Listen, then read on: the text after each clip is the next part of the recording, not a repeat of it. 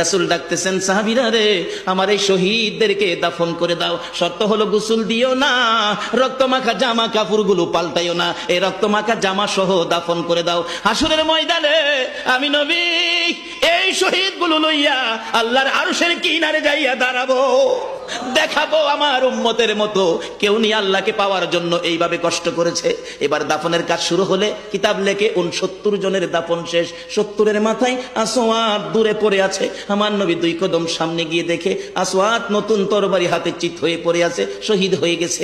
আমার নবী ডাকে, রে আসওয়াদ, মদিনার হুর বিয়ে করতে পাঠাইছিলাম, মদিনার হুর বিয়ে করলি না, যুদ্ধের ময়দানে জীবন দিয়ে বিদায় হলে। আসওয়াদ রে, নতুন তরবারিটা হাতে রে। আসওয়াদ একজন সাহাবী বলেন, হুজুর বিয়ের বাজার করতে এসে আপনি যুদ্ধে গেছেন, খবর পাইয়া বিয়ের বাজারের টাকা দিয়ে যুদ্ধের বাজার করেছে, আসওয়াদ শহীদ হয়েছে। আমার নবী ডাকে, মাবুদ, আমার আসওয়াদকে তুমি কি দিবা গো আল্লাহ?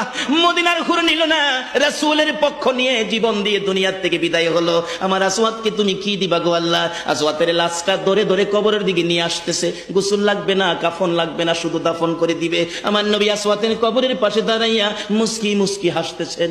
সাহাবীরা আরজ করেন, ইয়া রাসূলুল্লাহ, এই কবরের পাশে হাসতেছেন কেন, ব্যাপার কি?